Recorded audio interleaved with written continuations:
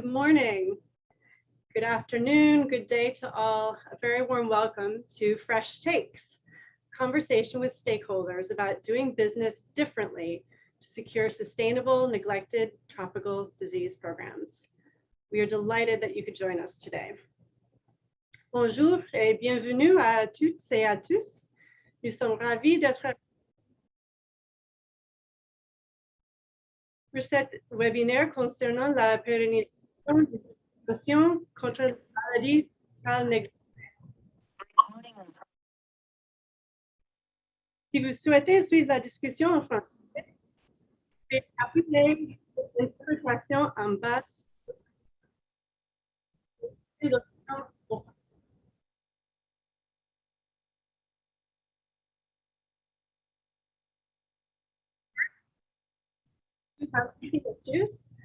Please use the chat function at the bottom of your screen to engage with each other, and use the Q&A function to send in specific questions for our panelists or comments if you'd like to have them addressed in the plenary. If you'd like right now, please write your name and where you're calling in from today in the chat box so we can welcome each other and really observe the large reach that this discussion brings.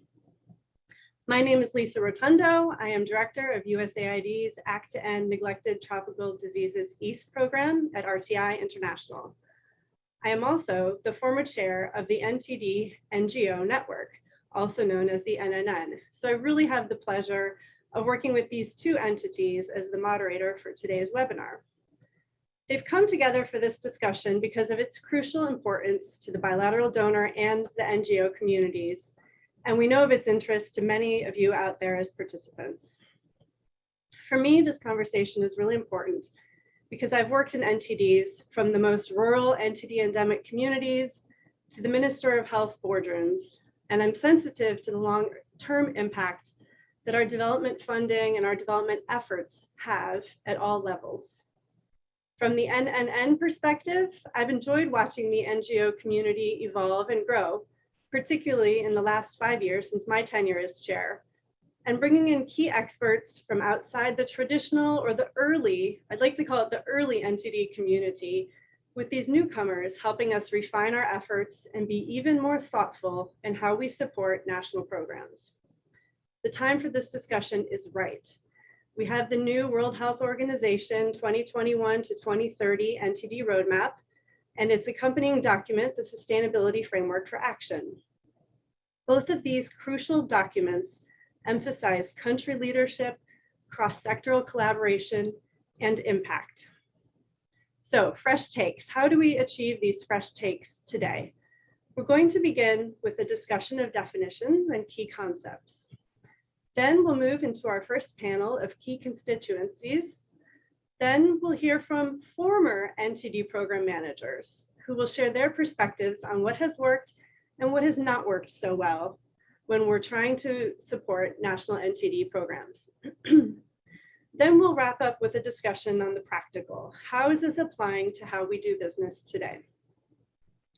We've all attended many webinars now, and probably more now than ever in this virtual world. What's different about today? Well, as your moderator, I'm going to challenge the panelists, the guest speakers, and all of us participants in this webinar to really open our minds to fresh perspectives.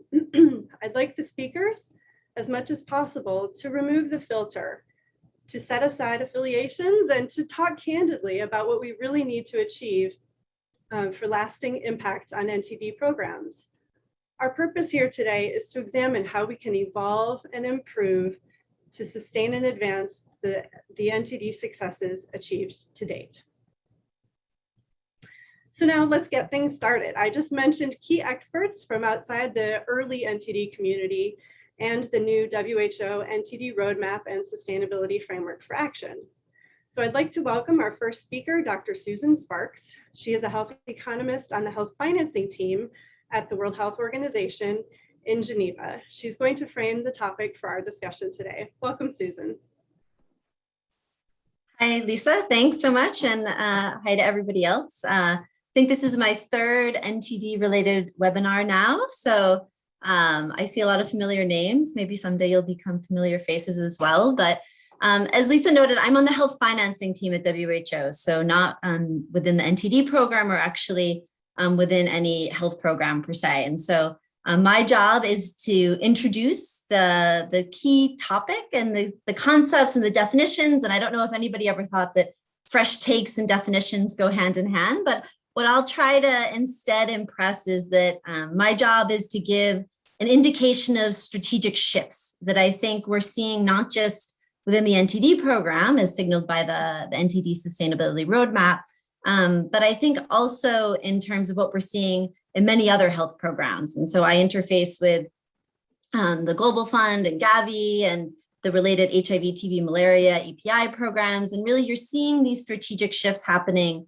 across the quote unquote health program space. And so what I start with here is the definition of sustainability that's used in the NTD Sustainability Roadmap. And I put this up because I think this actually really does signal some of these really important strategic shifts in terms of the ability of the national health system to maintain or increase effective coverage of interventions against NTDs to achieve outcomes. And so first, I want to talk about what is the strategic shift in terms of this idea of what do you want to sustain? And so I wasn't involved in titling this webinar, but candidly, I wouldn't have framed it as such. I wouldn't have said it's not about the sustainability of NTD programs per se, but it's really about the sustainability of NTD services and interventions for populations in need. And this is a really important semantic shift in terms, because many programs, I don't know about the NTD programs, but certainly HIV, TB, malaria, we see it across the health system. We're never set up with efficiency or sustainability as part of the underlying model or objectives. It was, how do we get the services to the front line as quickly as possible? And many times that involves working around domestic systems, working around domestic resources. And so this strategic shift about how can the services really be sustained? And this signals strategic shifts both at the kind of quote unquote health system level, but also in terms of the shifting dynamics of what the program function is. I think that this sustainability conversation involves shifts in what is that program function? And it's not that programs cease to exist, absolutely not. Programs have a really important and vital role in norms and guidelines and standards and public health and health promotion. But instead of being kind of mini NTD health systems or insert and many other health programs in that NTD space, it's really about how can this shift, how can these shifts really happen? And I think that there's a lot the NTD community can learn from and leapfrog from what we're seeing in terms of other health programs. And so you're seeing this with HIV, TB, malaria, more about thinking about comorbidity issues, integrated service model, delivery models. So I think that's a really important shift. The second is this how to actually approach sustainability. And so the very beginning of this definition is the ability of national health systems. And I think, and Lisa pointed to this in her introduction, but fundamentally, we talk about sustainability in the context of external resources. And I think that what we're kind of saying in many respects is, well, how can domestic resources, domestic systems support, sustain, and deliver services and interventions that have received external support? And so this shift in thinking in terms of the domestic resources and domestic system means that this isn't about necessarily just advocating for more money or having a separate investment case. Is actually moving towards a domestic health system approach means embedding the NTD program, whether they're services or interventions, but also the supply chains, the procurement systems, the information systems, the health workers, the training.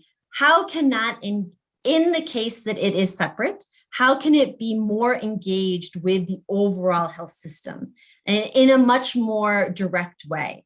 And then what these strategic shifts mean is that there's a strategic shift in ultimately who's going to be engaged in NTD services and programs per se. And I think in terms of really moving to a more sustainable approach, and I was in a TB meeting this morning, and it came up there as well, is how can the move away from pure advocacy related, we need more money for X, into more embedded processes? How can the NTD program managers, those who are involved in these systems at the domestic level, be part of the planning and budgeting processes, not just at the national level?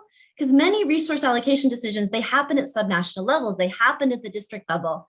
And so this really signals broader engagement from the NTD community, but also a broader set of stakeholders, perhaps, in many contexts. And I just want to end with the fact that I think that these are potentially uncomfortable shifts. And we see this in terms of work that we've done on sustainability and transition related to other health programs in many countries, is that actually seeing, okay, we have so many information systems and the trainings are not well coordinated and the supply chains are going in different directions. We're not using the domestic budgeting and planning processes. Those conversations somehow are much easier than actually implementing these strategic shifts, because this involves power, money, resources, jobs, functions. There's often a risk aversion associated with some of these shifts, but I think particularly given what we know in terms of what the fiscal and economic real crisis that countries are facing and will continue to face, that these shifts really, they need to happen now across, not just for the NTD program, but really across the health system. And so I think being a little bit more comfortable with the uncomfortable will be really important. So thanks, and I really look forward to hearing the discussions and the insights from the true NTD experts. Thanks so much. Thank you, Susan. We definitely consider you one of us now. So we appreciate your comments, your contributions, and absolutely welcome the uncomfortable at this moment. It's really important, and that's definitely what I'd like to achieve in this webinar today. So now let's hear from our first panel. I'd like to invite our panelists to please join me on camera. We're going to hear from representatives of different constituencies that have a role in supporting countries' NTD efforts. I have a few questions for you first, and then we will welcome questions from the audience, which can be submitted via the Q&A option at the bottom of your screen. Please, we welcome questions at any point during the panel, so feel free to enter those as they come to you. Let me now introduce our panelists. We have Mr. Ian Jones. Ian is the Senior Global Technical Lead for Economics at Sightsavers. Prior to this role, and really what we're hoping to hear from him today, is about his 20-year tenure at the UK Department for International Development. Next, Ayatollah Aduyemi, Director of Public Affairs at the End Fund. Ayatollah has extensive experience working with the private sector at the global level and at the national level in Nigeria. Mr. Justin Teen. Justin is the Health System Strengthening Lead for USAID's Act to End NTDs West project, led by FHI 360. And he's joining us to share a perspective from implementing partners. Finally, Dr. John Amuazi. John is Executive Director of the African Research Network for NTDs. He is also the head of the Department of Community Health at Kwame Nkrumah University of Science and Technology in Ghana.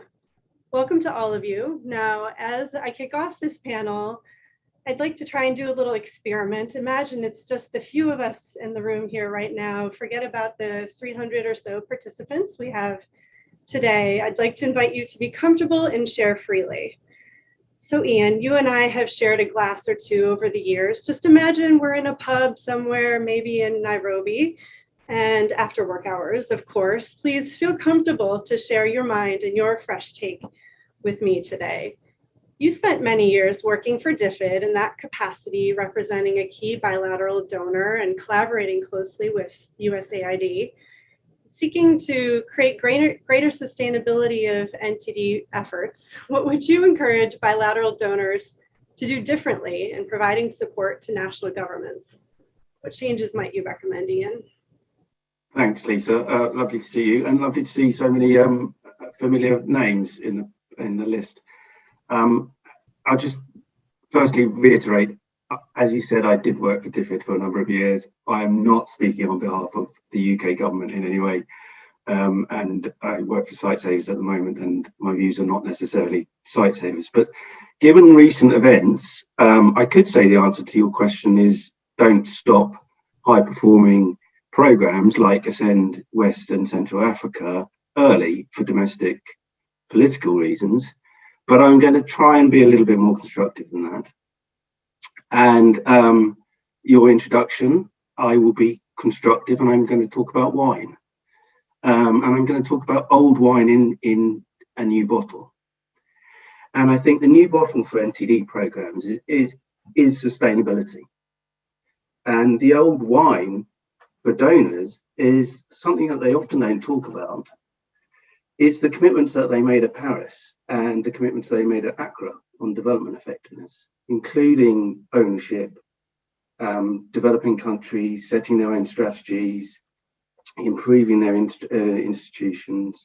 It's about alignment, donors and other organizations, putting their support behind those strategies and using their local systems, and harmonizations, donors coordinating, talking to each other, sharing information, avoiding duplication to focus on results. So for NTD sustainability, I think bilateral donors need to revisit some of these principles, and some of them need to move beyond rhetoric to actually action on them. And to do this, Susan mentioned risk, and I do think it is a lot to do with donors being less risk averse, changing the culture around risk aversion to informed risk taking. Thinking about that old wine, opening an old bottle of wine can be risky sometimes. So, I'm painting I'm painting over some fairly fundamental political economy issues.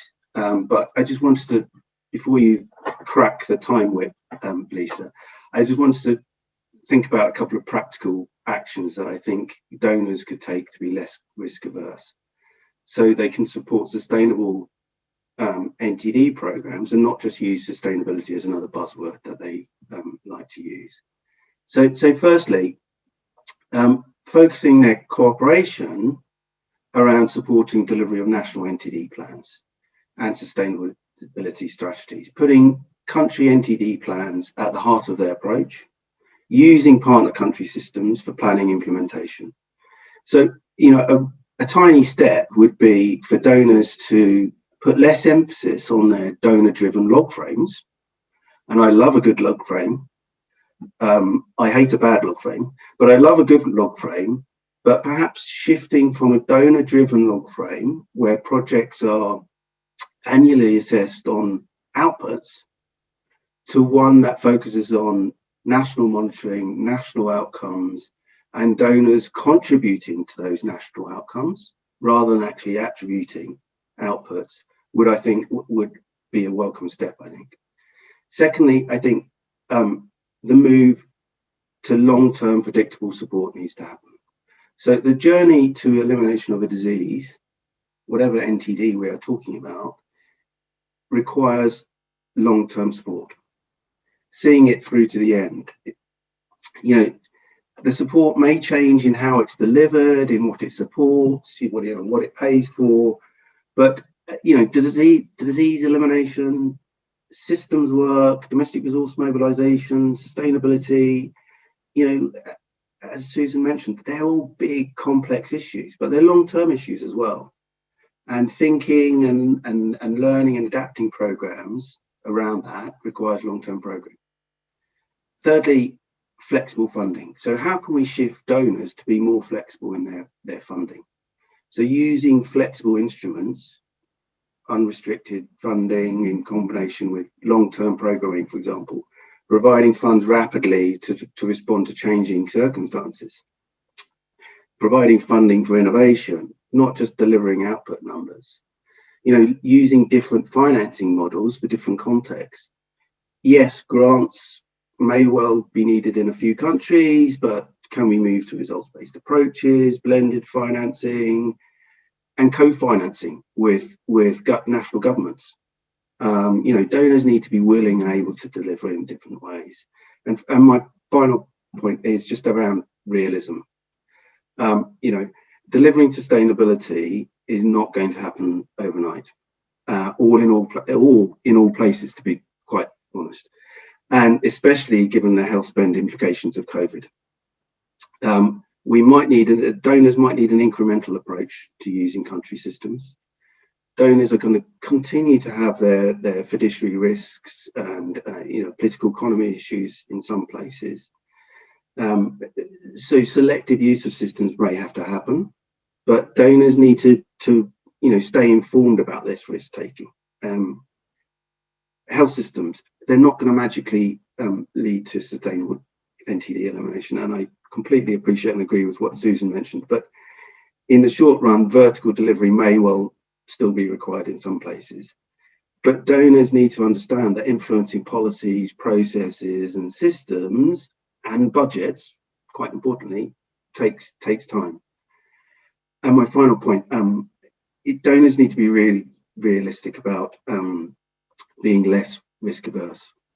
It's going to require a huge cultural shift within donor decision making. Changing donor risk appetite doesn't happen overnight. So I'll leave it there, and hopefully everyone can enjoy a glass of wine. Thank you, Ian. I love the way this conversation is headed here. With great risk will come great reward, and we never said we weren't ambitious with our NTD goals. Appreciate the challenge. Let's move to Ayatollah. Ayatollah, join me. We're in a cozy cafe. Pick the location of your choice, enjoying some cappuccinos and having a chat. I'd love to hear more about your expertise with private philanthropy and the role that it's played in NTDs and how that's aligned very well with foreign assistance. We're thinking about country ownership and sustainability. What role can national level private philanthropy play, and what's unique about that approach? Hello, everyone. Thank you for this excellent question, Lisa. So it's a complex question and it raises different issues, but in the interest of time, I will address a couple that I think are most crucial. So the first thing is, what is country ownership? And in my perspective, it means that governments, communities, and citizens, be they natural or legal, such as private sector organizations, they are responsible and responsive drivers of development programs. And this facilitates the sustainability of such programs. Now, national level private partners or funders play or can play critical roles in driving country ownership, such as supporting the government in building a framework for implementation and sustainability, using best practices that the private sector is best placed to lead the way in. They can also leverage on public-private partnerships to drive scale, scope, and speed in carrying out these initiatives. So the approach of local private sector philanthropists, foundations is nuanced to support a bottoms-up model. And you find that that is usually the case in country ownership structures. And such partnerships are usually built on principles of exchange of value or reciprocity, responsibility, and relationships. And, just in wrapping up my response to that question, there is then the question, as to whether international donors should back off. And, my response to that would be that it's not a hard line and it's not an us versus them given structure, but it's one that typifies the understanding that we're all in it together. So there's a saying that we have, a Yoruba adage that pretty much translates to say the left hand washes the right hand. And that's how both hands are made clean.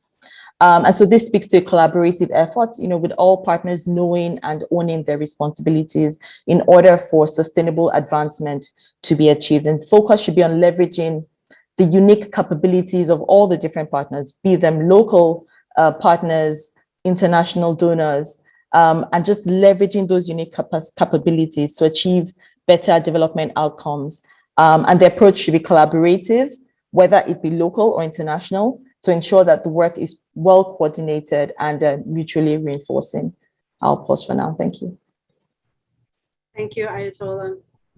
Moving to you, Justin. Picture us right now in Dakar. We've just finished a delicious lunch of chebujen and we're enjoying some ataya, some tea. After lunch, just you and me having a private chat. I'd love to hear about your experience in the NTD community over the past few years, bringing in your health system strengthening background and your sustainability expertise. Now that you've been working on NTDs for a while, what have you learned about how we're supporting national programs? What would you recommend the implementing partners do to change our ways and improve? Thank you, Lisa, and appreciate also the invite to having Chebujan in Dakar, but we can also at buying mango together in Burkina Faso, looking to your past experience. But this is a great question, Lisa, and I'll be responding looking to my exposure, working in different programs, but working on health system strengthening project, specific project in country, and translating also this lesson learned into the NTD space I've joined 3 years ago. So one of the points I would like to highlight here is that the strategic shift Suzanne was mentioning is about getting out of our comfort zone as implementing partner, but as NTD program. And this requires moving from what we have been doing for the past year, but we have been doing it very well, which is related to enhancing capacity and skill of NTD program to implement operations. Implementing partner has been instrumental to increasing skills of NTD program as organization, but also of individual to plan to implement MDA surveys, get the results, etc., and lower prevalences. This is something that we can see easily when looking to how we work together. But we are missing opportunity here because of the concentration and looking to also this focus on operations. We are losing opportunity in terms of increasing country ownership, but also increasing accountability, because the relationship we have seen moving forward, etc., is really something that give more space to transactional relationship, to a partnership that build capacity at NTD level and enhance government ownership on results. When I use the term transactional relationship, I refer to a collaboration where the dynamics and the cycle of relationship are organized around planning, resource transfer, implementation, and reporting. This is something that has been going for a while, but looking to the sustainability aspect, looking to how to maintain the gain for the long term, there is a need to move up to more strategic engagement. If you look at the way we operate at country level with NTDP, NTDP is very good in planning, but they are also good in putting in place the infrastructure that is needed at decentralized level, so people can get the drug, etc. And this go through till bringing the Minister of Health to open the campaign, etc. But after the campaign, do we, as implementing part of the NTD, look at sharing the results at the MOH level with high-level officials to see the investment drug donation program put, the investment partners put, donors put, the investment and technical resources also, the health workers, community workers, teachers put on the campaign. What are the results we are having at the end of the campaign? Do we take the opportunity when we get all these results as NTDP to engage with the Ministry of Education to showcase of the thousands of hours teachers put on the campaign and the impact that has been generated in terms of results, etc. So I think in terms of ownership, the starting point is including this aspect related to sharing the results, which is mainly related to accountability. We get the results, but we need also to share what we have done with the results and the resources and what we have achieved also with decision makers. This is the best way to gain buying, but also encouragement to other sectors, decision makers also to better support NTD and also discuss the gap. The second and last element I would like to mention here, looking also on opportunity we are missing, is how partners, we engage with the MOH leadership. So this is, there are different ways, but there is no teaching schools or science for that. But what I've seen, and from my experience working in different areas, is there is one thing we should avoid is engaging directly in a very frequent way with the MOH leadership without involving the NTD program manager, because this can weaken also the effort we are doing. Because if we are engaging and get commitment from the MOH leadership, the next step is to transform that commitment into practical action. And the one who is sitting within the decision making and sitting within the MOH and sitting within the government institution is the NTD program manager. So working with the NTD program manager on the ask, working with the NTD program manager on what he needs to be successful, and empowering him and engaging with the leadership is something we should also look frequently, because sometimes it's convenient for implementing partner to reach out to MOH to do lobbying, to have commitment, because when you come with the money also, sometimes the door are open. But when when we open the door because of the money, someone come later with more money, probably the attention will go to that one. So in summary, Lisa, is just 3 main points: moving from the transactional relationship to something that is more strategic and holistic relationship with the NTDP, which require building skills and capacity of the NTD program manager to play a strategic role, because they have good skills right now with the operations and moving from NTD to the central level. But moving up is something we need to consider, working with NTD and filling some gaps. The second point is really a clear conversation when it comes to planning around priority setting with the NTDP. And when it comes to engaging with MOH leadership also, involving this, starting this conversation at NTDP is a mandatory, or would also be advisable to do it before taking a further step. And in last and all these things means that if we are looking to strategic shift, if we are looking to what Ian was introducing in terms of donors' flexibility and funding, it means that we are also putting additional work on the head of implementing partner, which is a kind of negotiator between donors and NTD program, etc. Because we are the interface, or implement partner as in most of the case interface between the donors and the NTDP. And this is not an easy task, but we need also to discuss and find a way to get into this orientation. Thank you, Lisa, for this opportunity to share some thoughts, but personal thoughts also based on experience and what I'm seeing also as opportunity to exploit. Absolutely. Thank you, Justin, for your open, fresh takes. I'll move to John now. Uncle John, if I can.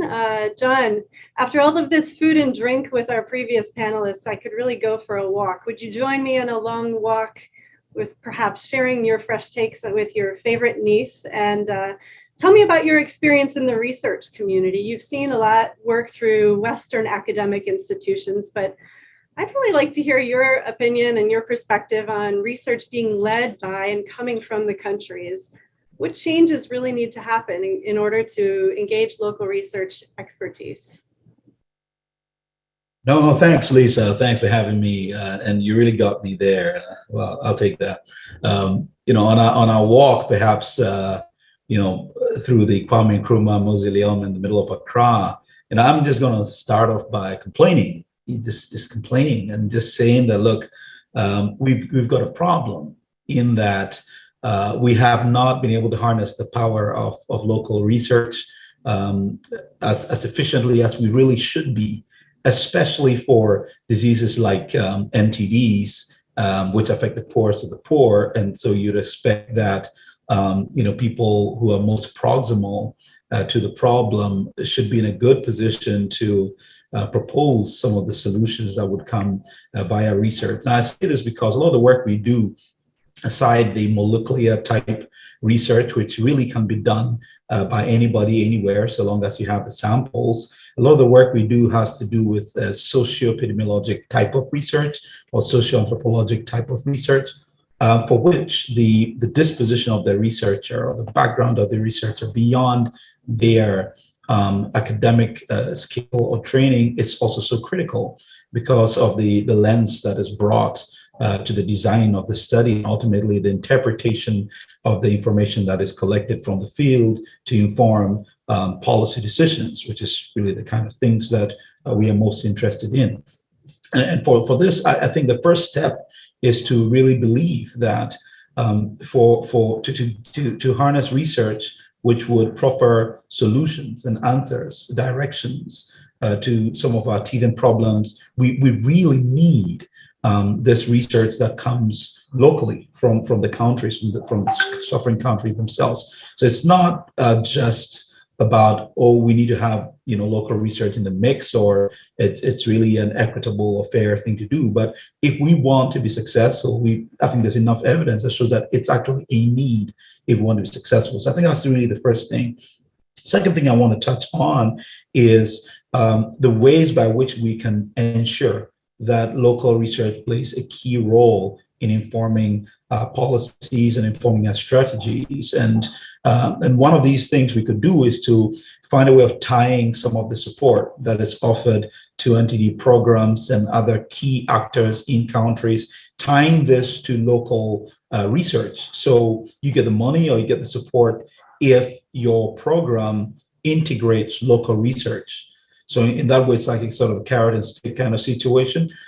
So you mandate locally driven research as part of the funding or support package. That way, they're compelled to do that. It will surprise you, and rather sadly so, and I'm sure some of my good friends who were former program managers can speak to this, how in country you may know better researchers outside of the country than some of the researchers in your own country, just because of the way the system is set up. So we need to constrain this. And the second thing I'll just touch on, I know we're a bit short on time, is to also tie this support funding and other kind of support directly to the academic institutions by way of the support for masters and support for PhD programs, perhaps in collaboration with some of the Western institutions, which are well known for their rigor in training and the methods and so on. So you have this duality where the support is also tied to masters and PhD. That way, you get some of the brightest and best students who will be supported in their quest, to move forward with their masters and PhDs to focus on NTDs. And anyone who gets a master's and more especially PhD in a topic is NTDs is most likely to stay in that area and continue producing high quality research, who could inform a lot of actions. And if we tie that support to this kind of training, that could also be an avenue. So just in conclusion, yes, local research is missing. It is not a token. It's actually an absolute necessity if we want to be successful. And to bring that in, we need to introduce constraining techniques, two of which I mentioned. I'm going to go over again. I think I'll just stop here. We'll put our walk on a pause. We're going for a marathon. Thank you, John. That's right. We'll actually hear some more about research from one of your East African sisters in a few minutes. So with Ladies Prerogative, I'd like to go back to Ayatollah and hear a little bit more from you, particularly around incentives for the private sector. Can you talk about, when working with philanthropy, what kind of incentives or factors stimulate them to invest in NTDs, please? Thank you, Lisa. So some factors that incentivize private sector or foundations or philanthropists to give include doing well by doing good, and that's creating value for their business while contributing to economic growth. So at the End Fund, we have a great example of this. We're grateful to have forged on the back of, doing well by doing good, a partnership with Access Bank, a financial institution in Nigeria. And its commitment to social responsibility drove its incremental collaboration with us, from adopting our work and tackling common NTDs as a cause it supported during its annual marathon event in 2019, to making a financial contribution to supporting mass drug administration exercises earlier this year. Another incentivizing factor is the platform for development that the respective local private organizations or foundations or philanthropists identify with. And there are quite a few of these, such as the Sustainable Development Goals, or the United Nations Global Compact Principles, or even the African Agenda 2063. So for instance, we recently received a grant from a telecoms company due to its focus on Sustainable Development Goal 3, which, as we know, is focused on good health, and then SDG 6, which is focused on clean water and sanitation. So these were the fulcrums for their corporate social responsibility initiatives. And by showing to them that the work that we're doing tackling the NTDs actually address these two goals, they were happy to work with us, and give a grant towards our work in Nigeria. Yet another incentivizing factor is direct connection to the cause. So we're grateful to have partnered for years with OLAM, which is an agricultural conglomerate. And we have worked collaboratively to tackle common NTDs that affect their farmers and other members of their value chain. The last factor that I'll mention for now is strategic social responsibility. So that is tied to private organizations' vision or mission or purpose, or its core competence. And a great example here is a partnership that we forged with Lagos Business School to develop a case study that has formed part of the teaching materials at the school, while enabling the End Fund to create awareness, visibility, and even field advocacy for the NTDs with business leaders of today and tomorrow, well into the future.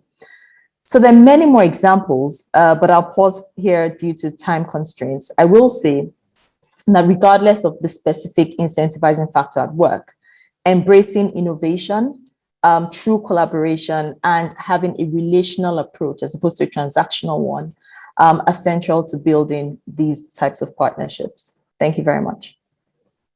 Thanks, Ayatollah. I'm going to allow one quick question from the Q&A and invite the panelists, if you can, to type answers to the other questions that we haven't had a chance to respond to. Justin, I see some for you in particular. But I'll take this question from Angela Weaver. Can you comment on the tension between achieving NTD outcomes, such as high MDA coverage, completing surveys on time at good quality, and then stopping MDA, versus this risk-taking and shifting approaches, the risks that Ian was challenging us with, is integrated services through which we may have less control over the timeliness and the quality of the activities and ultimately the outcomes. Perhaps Justin or Ian would like to answer that question. I'm happy to jump in. Thanks, Angela, for your question. I sort of skirted over my log frame point, but I think this touches on it, and it's linked to my point about flexible funding. I think if donors could provide support to national programs in a way that provided funding to some of the really core activities that you mentioned, getting coverage up, doing surveys on time, I don't want to say the nuts and bolts, but the stuff that really needs to happen. And then flexible funding around some of the more tricky, riskier type of issues, some of the more systems approaches that require flexible funding. So I think it's a matter of how donors can provide funds to do both, but then it's also about how donors, what incentives there are within the donor organization to value outcomes as opposed to outputs. Now, for DFID, when I worked there, the annual reviews of programs and NTD programs were based on outputs. How many treatments did you deliver? How many surgeries did you do? And the outcomes around, progress towards elimination weren't looked at on an annual basis. Now, I'm not saying that's possible on an annual basis, but surely there's a way for donors to value programs and the efforts that national governments are making to around the outcomes in a more serious way than just looking at outputs. Thanks, Ian. I really wish we had more time to dig into these questions, but encourage everyone to put your answers and additional questions into the Q&A at the bottom of your screen. I'll move us on to our next panel. Thank all four of you for joining me here. We have another very special set of panelists with us today. You may recognize their names, and they're all former NTD program managers in their respective ministries of health. They're going to provide their frank perspectives with us now about what has worked and what might need to change for different constituencies to ensure support for NTD elimination and control, and to make sure that that support actually increases sustainability. Afterwards, we'll have a vibrant Q&A session led by my colleagues from the NNN. So I'll really ask this next group of panelists, now that you're no longer in the hot seat as the NTD program manager, share with us your honest, fresh takes on these various topics. The organizers have told me that they welcome you telling us the things that they usually don't want to hear, so please be brave. I'll start first with our first panelist, Dr. Upendo Mwingira. Dr. Upendo is currently a senior NTD advisor at RTI International on the USAID Act East program. She has a 17-year career in public health and previously managed the Tanzania National NTD program. Panelists, you'll have about 4 or 5 minutes for your remarks. Over to you, Upendo. Thanks, Lisa. Good morning, good afternoon, good evening, everyone. Thank you for the introduction, and can you please move to the next slide? Yeah, I'm going to talk about my experience. As Lisa introduced me, I'm a former program manager from Tanzania, but right now I'm working with the USAID RTI and NTD East project. So the experience which I would like to share with you is that on my work as a program manager working with the research community. Research community is a very powerful tool when it's aligned well with the program needs. I'm happy that John has tried to talk about this before. And I think the other experience is that determination of research findings can have both negative and positive impact towards the program. And the research community, for me, it's a unit whereby scientific and programmatic operational research program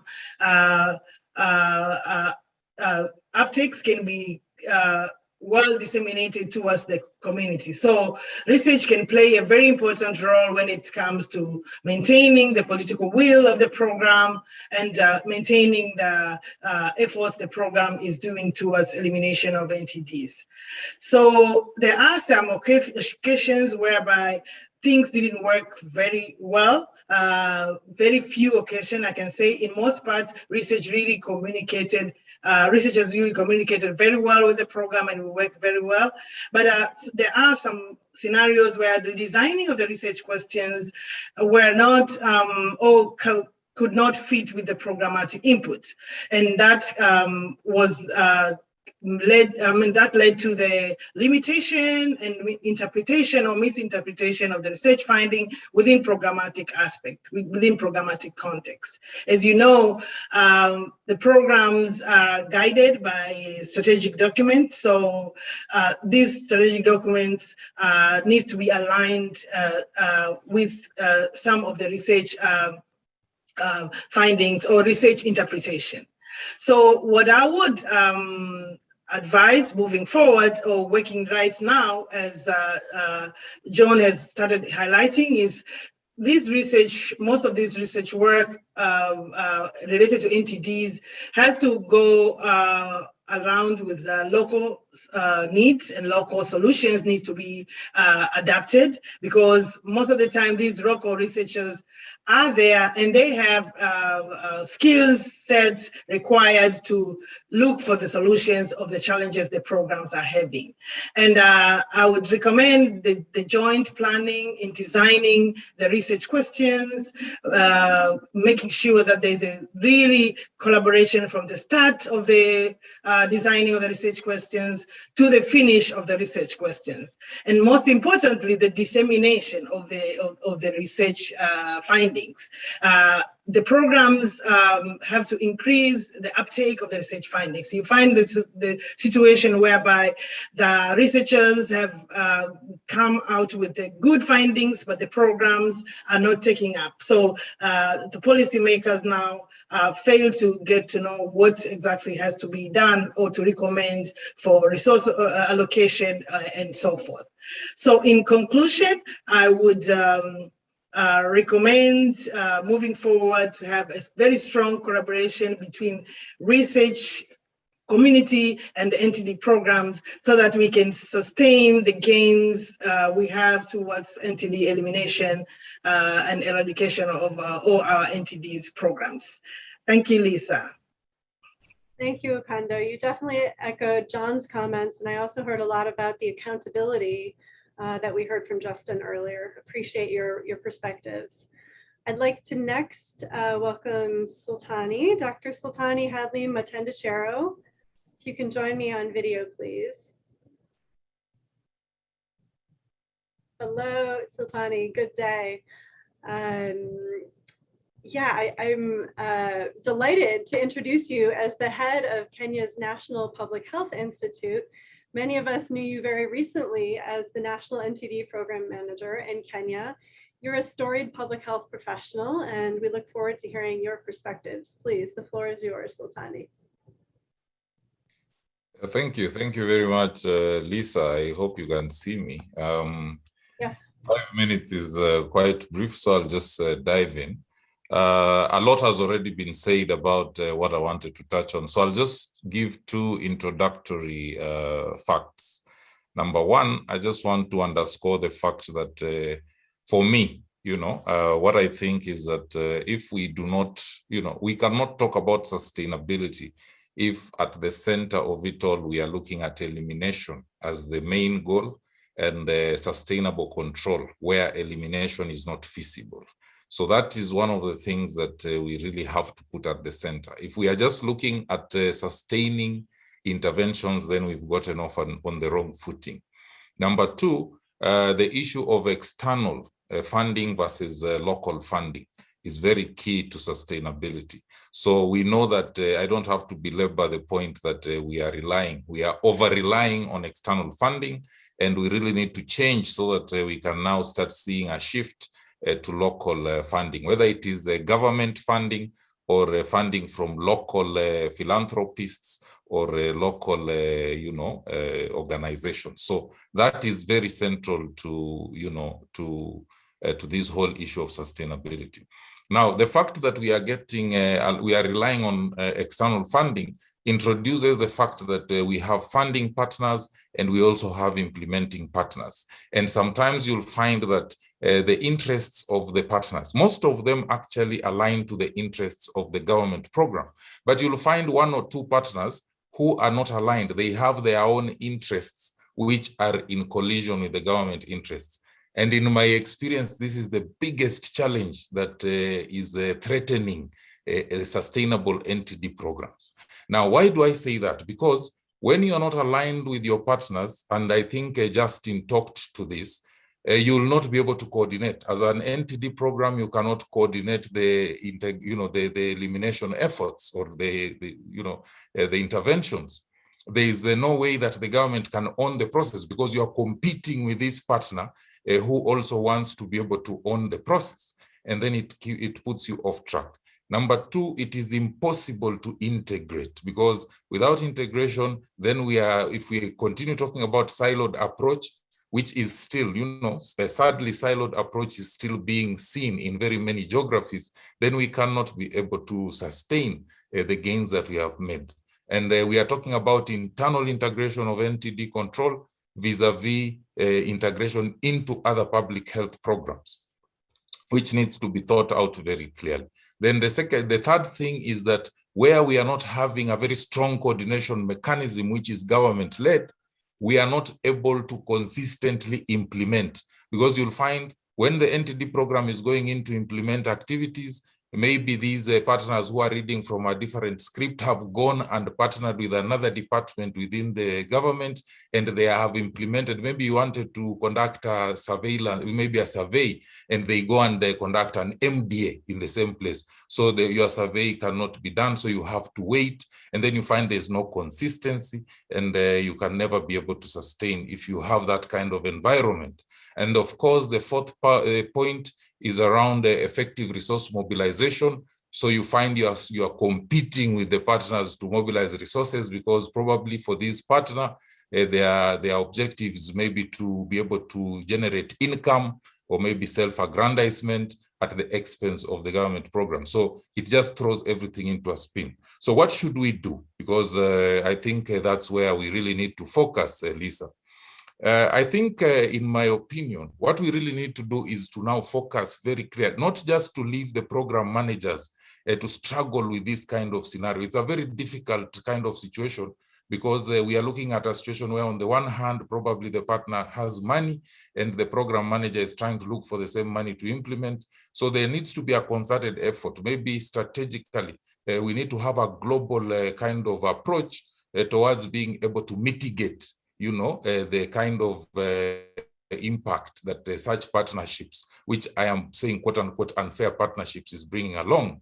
And then the next thing is that for sustainability, it funnels down to strong systems. If we cannot support the development of strong systems and we just continue perpetuating weak systems, then even if we achieve control, and then there is a withdrawal of the external funding, then even the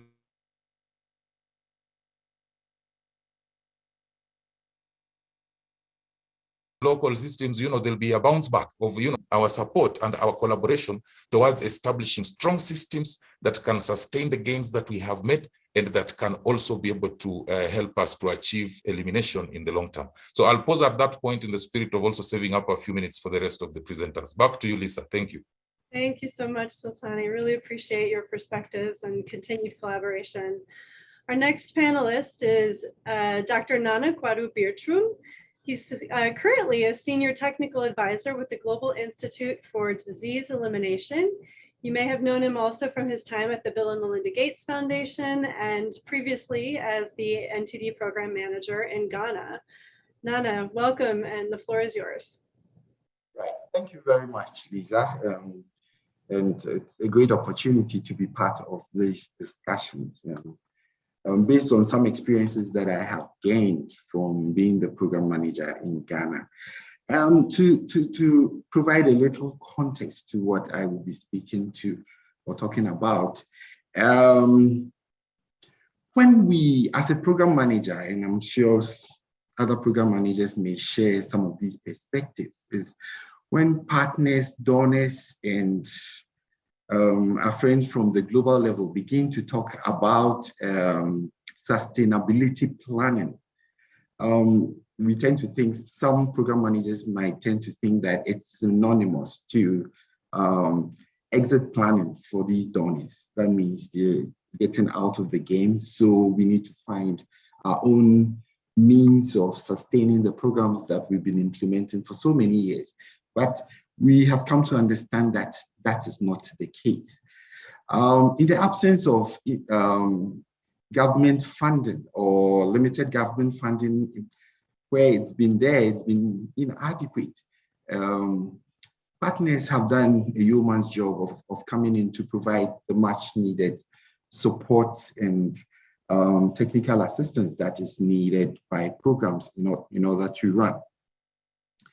So, but that process has been challenged by the fact that I also tend to bring up some of these adages, and one is, he who pays the piper calls the tune. Our partners have the money. They have done most of their planning strategically and have decided that this is where we want to spend our money. So with little flexibility, they approach programs and try to work with programs. And then the carrot and stick situation may also arise, where they dangle good things before programs and say, well, if you come along with us, this is what you're likely to gain. But certain things have really not worked well. And one of them has been that direct government support for programs. Governments say they provide infrastructure, equipment, human resource, and other things that would go in to support program implementation. But it all needs money, and government says they are constrained. So what do we do? I spoke about the way, the way partners have worked with programs, donors and partners have worked with programs, resulting in micromanagement of programs by donors in most cases. And one case in point was when one partner refused to fund MDAs for a particular year because they thought the time lapse between the previous one and the upcoming MDA was not exactly 1 year. Well, the programs understood what their systems were like, particularly at the subnational level, and so demanded that, no, we think we need to go ahead, at least with the planning and getting of the funds to be able to implement mass track administration. This did not happen. Eventually, almost 2 years elapsed without any mass track administration happening within the country, and its impact, many of us can guess. Then also integration that's been spoken about. I mean, if we can't integrate programs even within the NTDs, in some countries you find parallel programs running, and without much collaboration between LF-ONCO, Schisto-STH, and even trachoma. And it does lead to limited coverage of interventions, MDAs, resulting in inefficient use of resources, and the programs are eventually actually quite ineffective in its implementation. So these are things that we need to pay attention to if we want to be able to achieve sustainable programs. Unfortunately, programs and program managers are often caught between what I call a rock and a hard place, because they have to negotiate with governments and at the same time negotiate with donors and partners. With inadequate negotiating capacity, sometimes the program ends up losing to implementing local solutions that would inure to the benefit of programs. Over workload, if we're able to, and due to completing demands and especially uncoordinated reporting lines and mechanisms to partners, this plays a role, and all these required a certain level of attention. Definitely, and it's been agreed, listening to previous speakers, you can tell that local solutions are very, very, very important to the success of programs and in building sustainable programs as well. It should not be ignored. So what should we do as we move forward? Partnerships that we have all experienced have been quite successful, particularly for the NTD programs. Without our donors and partners, I would wonder where most country programs would be. In Ghana, for example, we have eliminated trachoma. MDA has been stopped in 103 out of 114 districts. Whatever have had great impact with their MDAs. So with the support of working with partners, a lot has been achieved. But moving forward, if we do not identify the challenges and address them, sustainability will become a mirage, and we won't be able to realize that. We need to pivot towards local solutions, as I've said. Joint planning process has been started going on well, but it needs to be more transparent from either side. Countries should be allowed to play a greater role in evidence-based decision-making with the support of partners, and even play a role in resource allocation for the activities that they run. High-level government engagement is also quite important as an advocacy tool for programs, particularly between some of our high-level partners and also our ministers of health and even ministers of finance. If some of these high-level engagements can be done at least once a year or once in maybe every other year, it will bring government's attention a little more to some of the NTD activities. We realize that programs that are even better endowed tend to get better attention from governments. And so these are the things that I suggest that we need to pay attention to, and definitely counterpart funding from government. I think Ian mentioned it in his talk, and I think it's important we need to figure out how to get this. Again, better endowed programs are receiving counterpart funding from government. Why can't the NTDs gain the same things in order to be able to sustain our programs over the long haul? I wish to end by saying that. Oh, yeah, thank you. I'd like to move us quickly to East Africa and welcome Nebu Ngusu to the floor. Nebu has a long career in NTDs and was previously the NTD unit head in the Federal Ministry of Health in Ethiopia. Welcome, Nebu. Thank you, Lisa. Thank you for having me. I'm pretty happy to share my experience and my perspective from my previous position as the head of NTDs in Ethiopia. In the first NTD master plan, we focused mainly on understanding the distribution and epidemiology of most of NTDs. While we start our second NTD master plan, we give more focus on NTD program implementation, monitoring, and lay down the foundation for creating a sustainable NTD program across the country. During this period, most of the funding from the government is mainly directed for health infrastructure building and training of health professionals across the country for different programs. So there were limited funding available for NTD programs from the government. And at the same time, in this time period, there was also a huge human turnover, especially trained human resource at the district level, where the NTD program is highly entitled to provide training every year to keep up the pace of the program implementation, and again to get some capacity at some point to have a sustainable NTD program.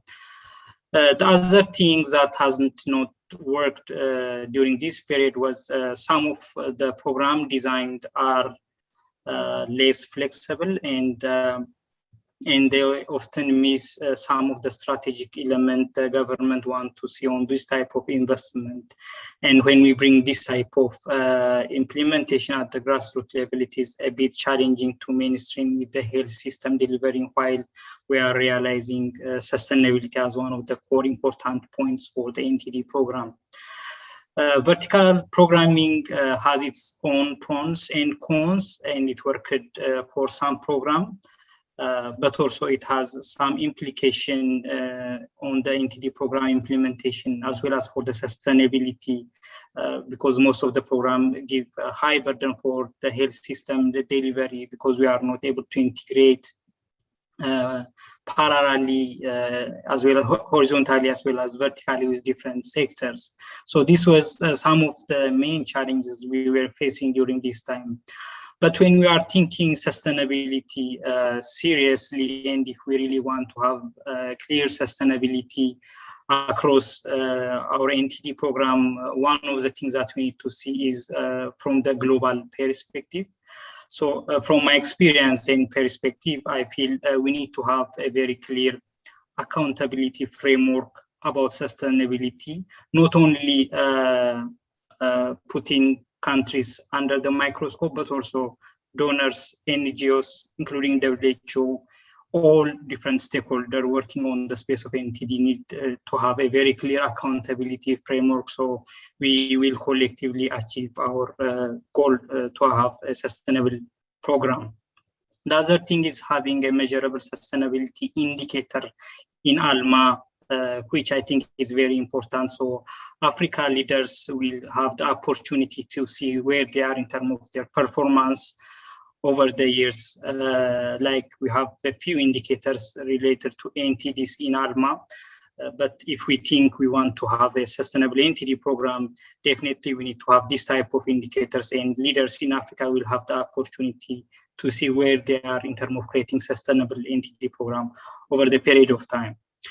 And the other thing is considering sustainability as one indicator in our program design. Most of the time, the trend is to consider about sustainability at the end of the project period, but we need to bring sustainability at the inception of the project phase. One of the typical examples we have globally is the current FCDO budget cut. It showed us where we are in creating a resilient, sustainable NTD program. So I will leave the answer for everybody, but that shock to the global NTD program showed us where we are in terms of creating sustainable NTD program globally, mainly in Africa.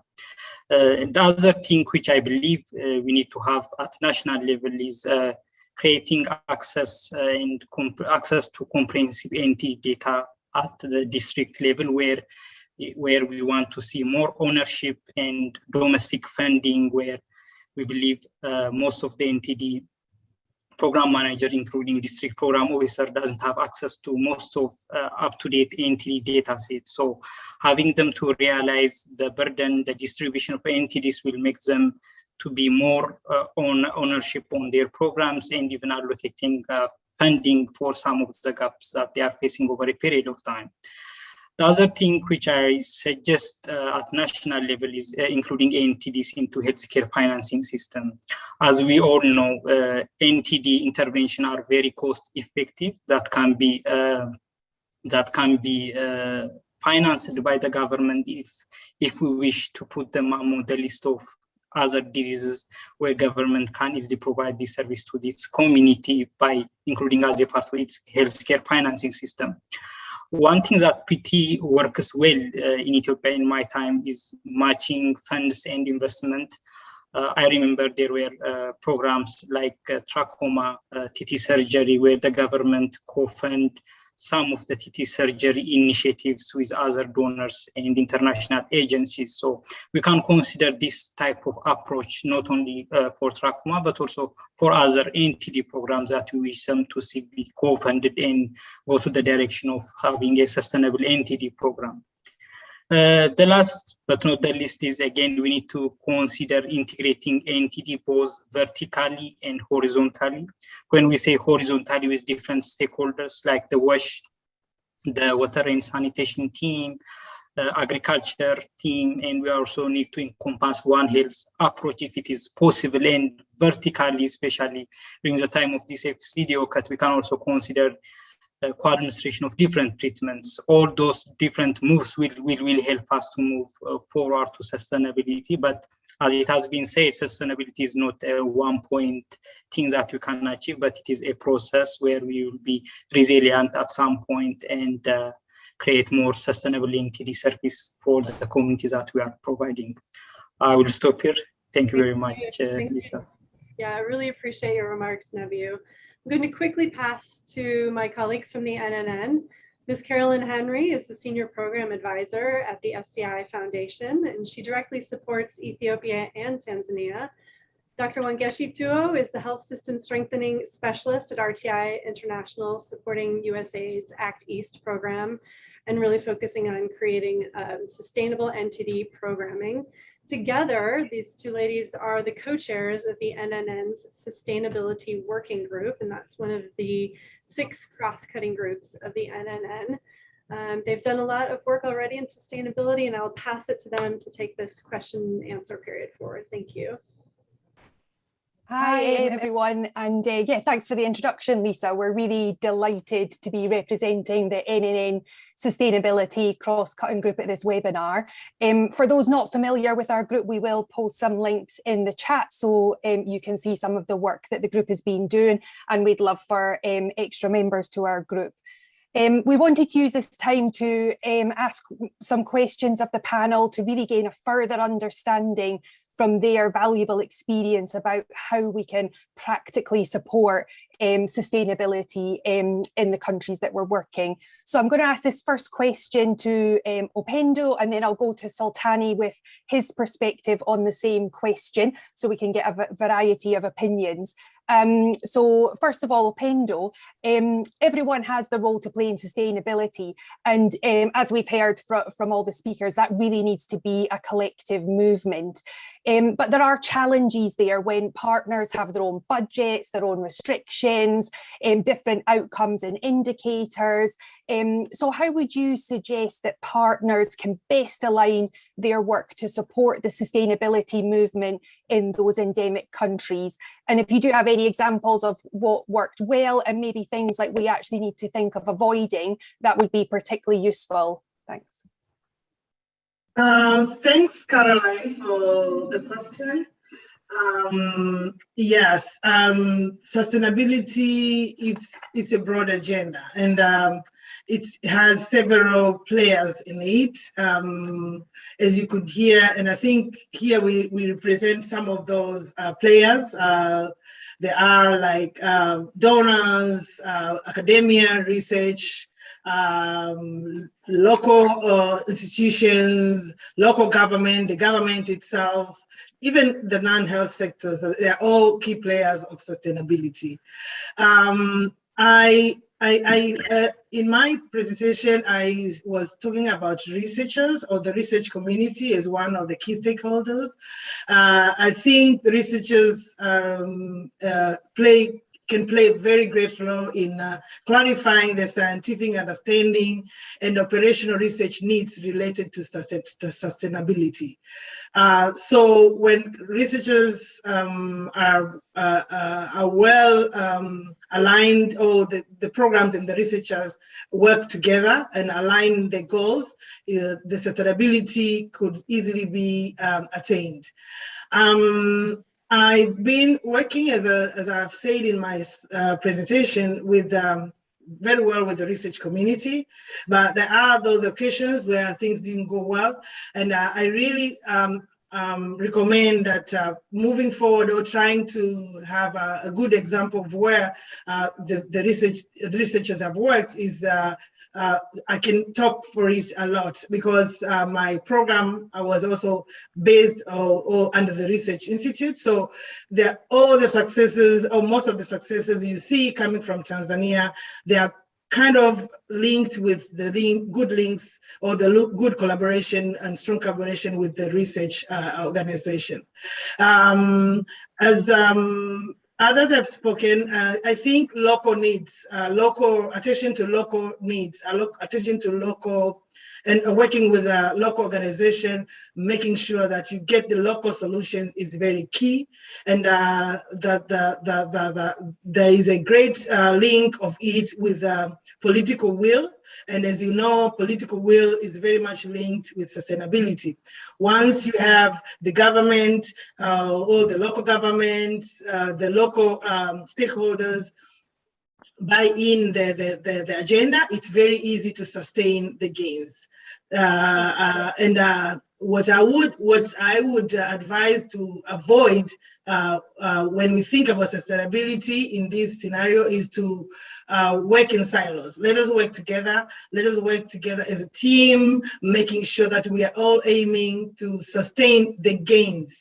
Not to sustain the NTD programs, but to sustain the gains, where I would sustain the interventions which have been ongoing for many years and are supposed to go on for several years to come. Yeah, Great, thank you so much. And Sultani, if I can come to you with the same question, do you have any highlights of where partners have worked well together with the endemic countries, and maybe some things we should avoid from your experience?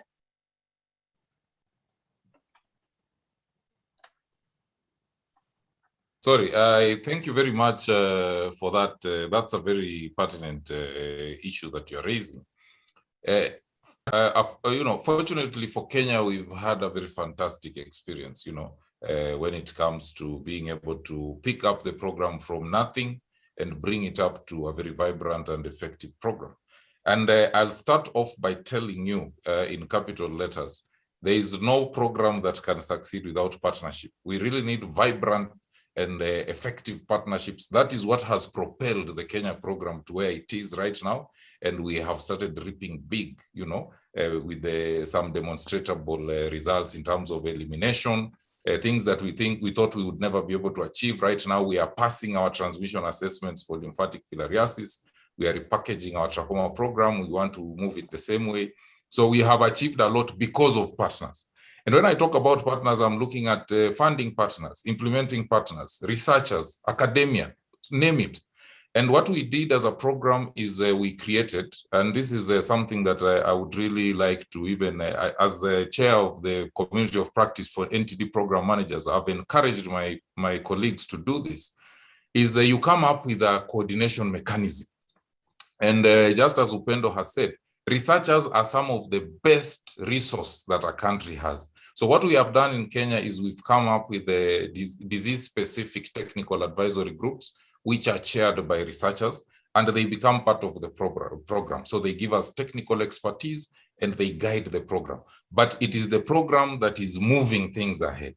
And then we also have technical working group, cross-cutting technical working groups, so that for interventions like WASH, which are cross-cutting across different diseases, we have technical working groups with technical experts in WASH, in M&D, chairing those particular technical working groups, but then they work through the program. So everybody is working through the NTD program.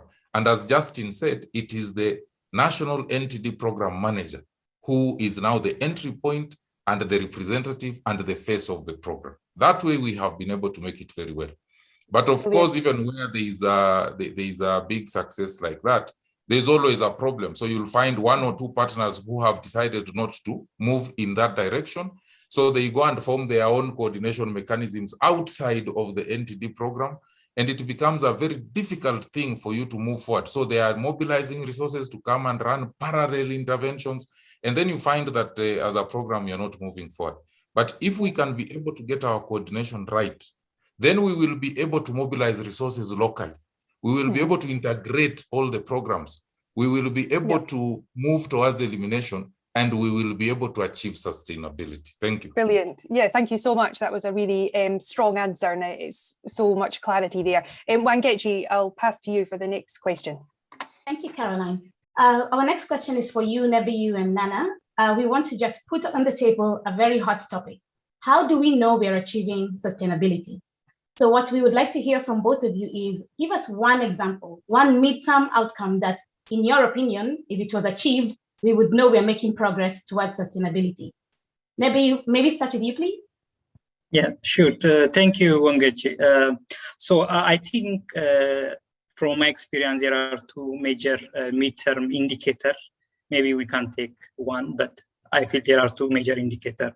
One of the indicators I feel for us to have a measurement entity for midterm outcome for sustainability is we need to make sure that we have NTD as a part of our curriculum. When I say having NTDs in our curriculum means that depending on our epidemiology and distribution of disease in each country, we need to make sure that nursing, environmental science, or even medical school need to have NTD as a part of their training, in-service training package. So when they are graduated and out to provide a service, it will be easy for them to properly integrate with their system delivery, and we don't need any vertical trainings, capacity buildings, and so on. The service will resume as it stands. And that is why most of our fundings often go to training. So one potential indicator in my opinion, is to have NTDs in our curriculum. And the other one is, as I presented it earlier, to make NTD as a part of our healthcare financing system. So if we are putting NTDs, maybe it might not necessarily be all, but some of the NTDs which are cost effective for the financing system to provide the service. So if we have this type of activity, this type of services in our healthcare financing, it will be easy for us to create a sustainable NTD program. So whenever community individuals want or seek treatment, they can easily get access for free as a part of the healthcare financing system in the government health service. So I feel having those two major indicators as a midterm outcome will help us to achieve the end goal, which is called sustainable NTD. Thank you, Nebiyu. Nana, welcome. Right, thank you very much, Wangeshi and everybody else. Briefly, I would say that one midterm outcome that would solidly indicate that sustainability is on the right course for me is to secure long-term government commitments in terms of funding for the programs. It's been lacking. Everybody knows that. And that is one of the best ways in which we can ensure sustainability. And I keep emphasizing on the fact that, yes, governments are constrained in providing funding for everything that they do. But when you come to certain diseases, the better endowed ones, they're still gaining government support in terms of funding annually. So why is it that programs that suffer, like the NTDs, suffer inadequate funding, still do not gain much from government, if at all? So for me, if I should pivot towards one concrete midterm outcome, that is what I would allude to. Thank you. Thank you so much. And we have so many questions, and thanks to everyone who's put questions in the chat, but unfortunately we're running short of time. But it was so interesting to hear everyone's comments. And if you'd like to continue the discussion with us, we'd love to have you within our NNN Sustainability Working Group. So please do get in touch if you'd like to continue the conversation. So back to you, Lisa, and thanks so much to the whole panel. It's been great to hear your thoughts. Fantastic. Thank you, Carolyn. Thank you, Wangeshi, and to all of the panelists. I'm going to move us to our final speakers. Let's end today's webinar with a practical look at how changes in the approach to supporting NTD programming can achieve greater sustainability. Our speakers are Jody Charles, a Senior Health Systems Advisor with USAID's Office of Health Systems, and Emily Wainwright, Senior NTD Advisor for Global Leadership and Coordination, Neglected Tropical Diseases Division. Over to you, Jody, and then Emily. Thanks, and I will, I've got 3 slides. We can go ahead and go to the first slide, and you can click all the way, it's got some graphics, but go ahead and click all the way through.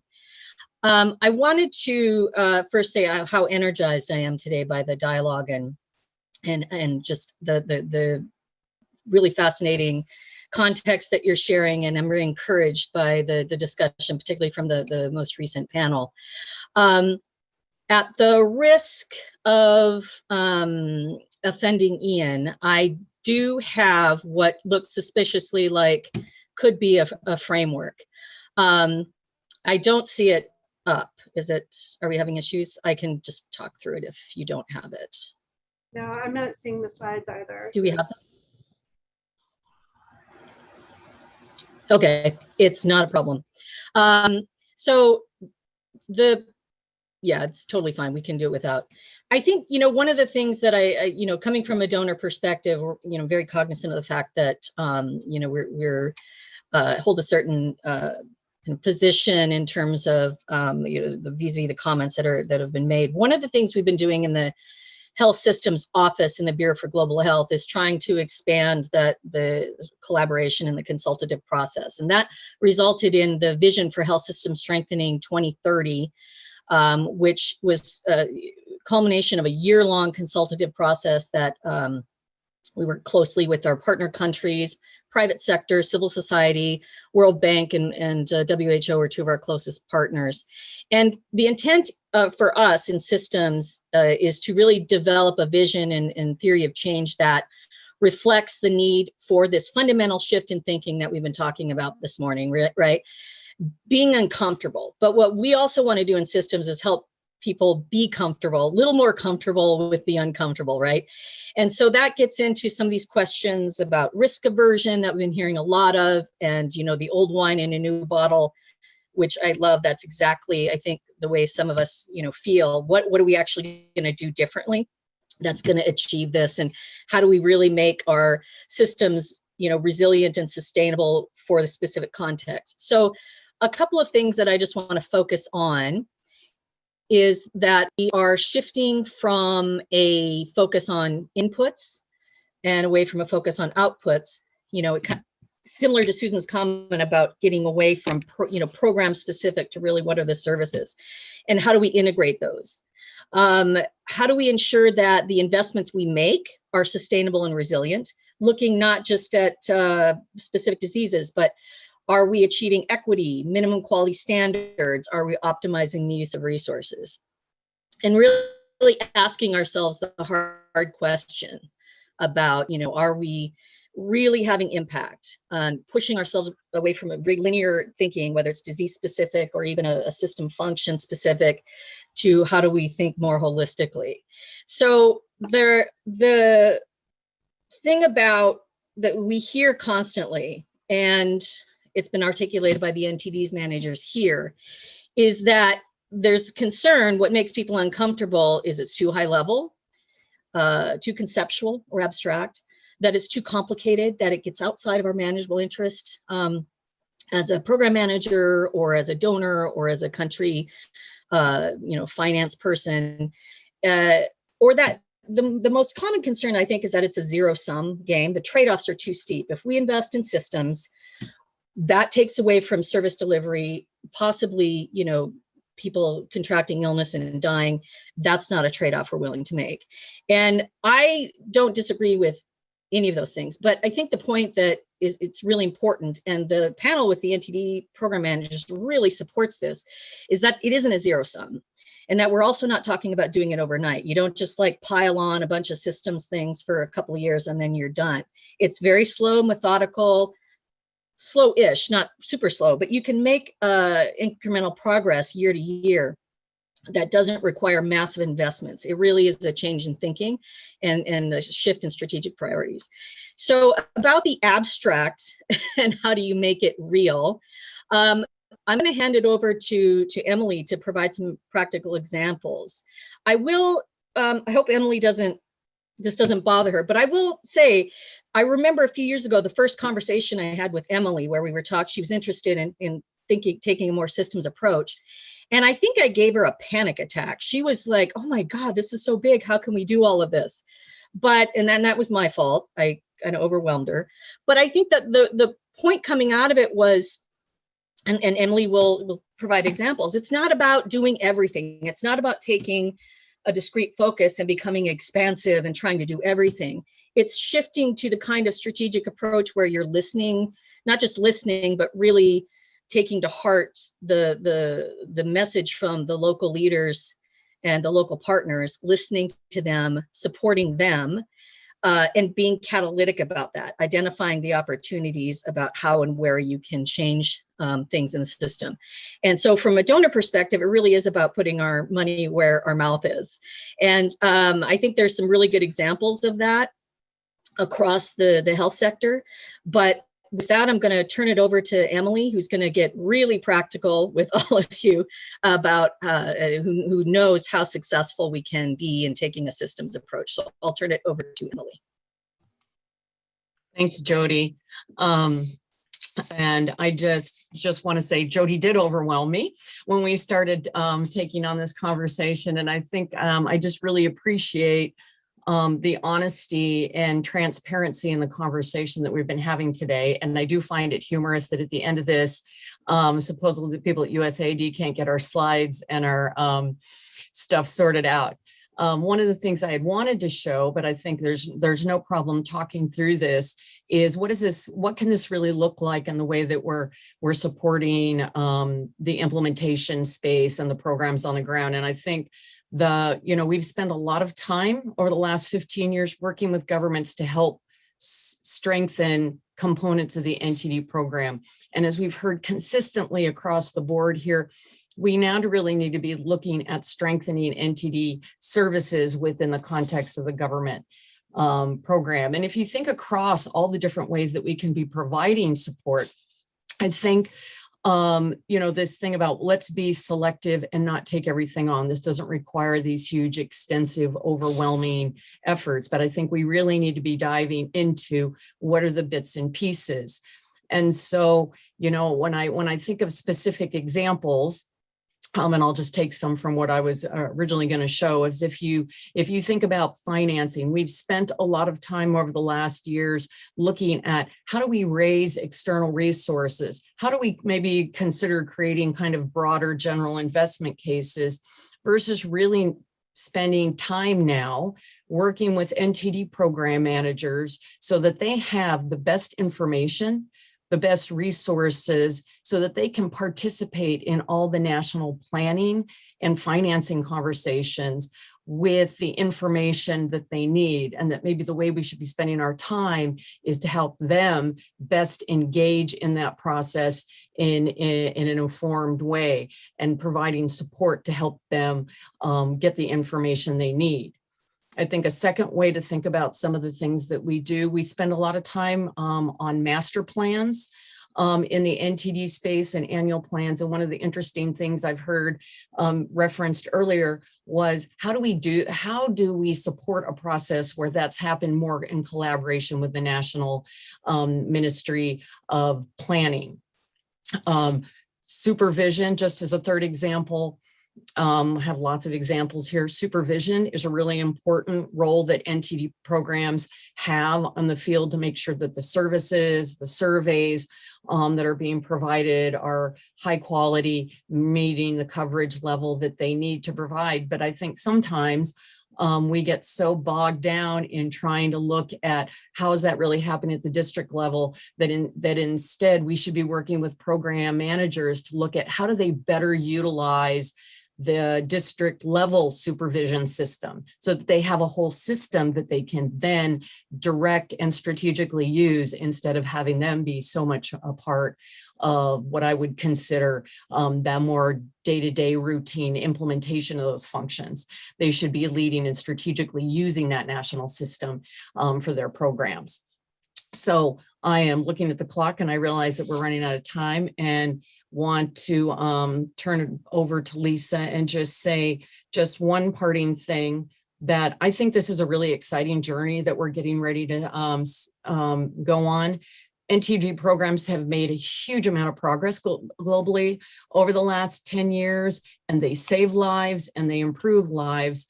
And so I think this is just an evolution of that journey. And it's an opportunity for the larger national systems to really appreciate and take advantage of the valuable contribution that NTD programs are making around the world. So thank you, Lisa. Hear, hear. Thank you, Emily. Really appreciate your comments. Yes, everyone, a recording of this webinar will be made available, as well as copies of all of the slides. As Sultani underlined earlier, there's no program that cannot succeed without partnership, and that includes today's program and this webinar. So I'd like to thank first my RTI colleagues, Shane Hamstra and Cameron Johnson, for their behind-the-scenes facilitation of the webinar. Grand merci to Beatrice and Marcel for our interpretation today. And really a deep appreciation for the speakers, the organizers, and all of the participants for your fresh takes and your open spirits in this discussion. Again, I'm Lisa Rotundo on behalf of USAID and the NNN. I'd like to thank you very much for joining us today. Take care and stay well.